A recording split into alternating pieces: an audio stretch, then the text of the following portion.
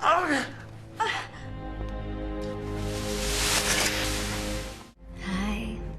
and how much you love me. কখনো কি ভেবেছেন ভালোবাসা যদি আস্তে আস্তে অবসেশনে পরিণত হয় আর সেই অবসেশন যদি মানুষকে বানিয়ে ফেলে এক একটা হিংস্র পশু তাহলে কি হতে পারে? আজকের গল্প ঠিক সেই জায়গাটাতেই আঘাত করে। আজ আমরা কথা বলবো 2016 সালের এক ভয়ঙ্কর সাইকোলজিক্যাল থ্রিলার মুভি পেট নিয়ে। এই সিনেমা শুধু ভয় দেখায় না, এটা ধীরে ধীরে আপনার মাথার ভেতর ঢুকে প্রশ্ন ছুড়ে দেয়। আসল পশুটা কে, যে খাঁচায় বন্দি, নাকি যে বাইরে থেকে শিকল ধরে দাঁড়িয়ে আছে? আমাদের গল্পের মূল চরিত্র সেথ। সে একজন একাকী অন্তর্মুখী যুবক, একটা পশু আশ্রয় কেন্দ্রে কাজ করে। দিন কাটে কুকুর বিড়ালদের যত্ন নিয়ে। মানুষের সাথে তার সম্পর্ক প্রায় নেই বললেই চলে। কথা বলতে গেলে সে নার্ভাস হয়ে পড়ে, চোখ নামিয়ে কথা বলে, আর মনে হয় এই মানুষটার ভেতরে অনেক অদ্ভুত চাপা কষ্ট জমে আছে। একদিন হঠাৎ করেই সেথার সাথে দেখা হয় হলির। হলি দেখতে সুন্দর, স্মার্ট, আত্মবিশ্বাসী। সে একজন ওয়েট্রেস হিসেবে কাজ করে। সেথের চোখে হলি যেন স্বপ্নের মানুষ।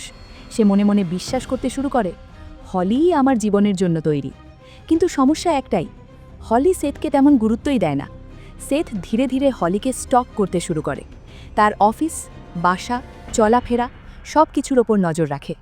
এখানেই সিনেমা প্রথম সংকেত দেয় এটা কোনো সাধারণ প্রেমের গল্প না, প্রথম বড় ভয়ঙ্কর সিদ্ধান্ত। একদিন সুযোগ বুঝে সেথ হলিকে অচেতন করে অপহরণ করে।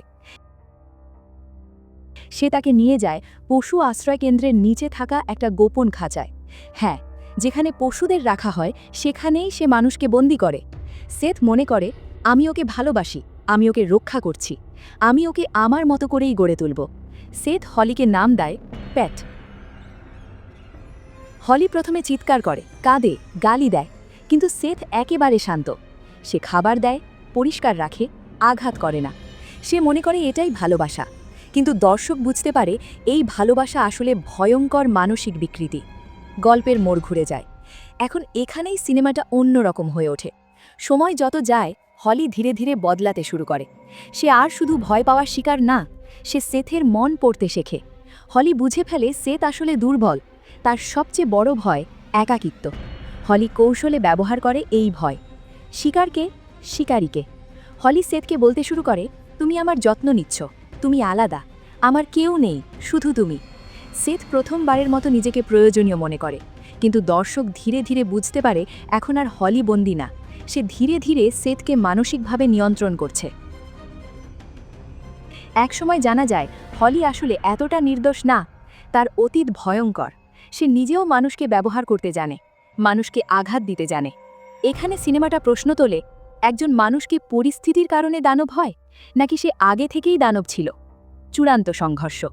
শেষ অংশে সেথ আর হলির সম্পর্ক পুরোপুরি উল্টে যায়। খাঁচা, চাবি, নিয়ন্ত্রণ সব কিছু বদলে যেতে থাকে। ভালোবাসার রূপ নেয় ক্ষমতার লড়াইয়ে, যেখানে কেউই পুরোপুরি নির্দোষ না। শেষ দৃশ্যের বার্তা। পেট সিনেমার শেষটা খুব অস্বস্তিকর।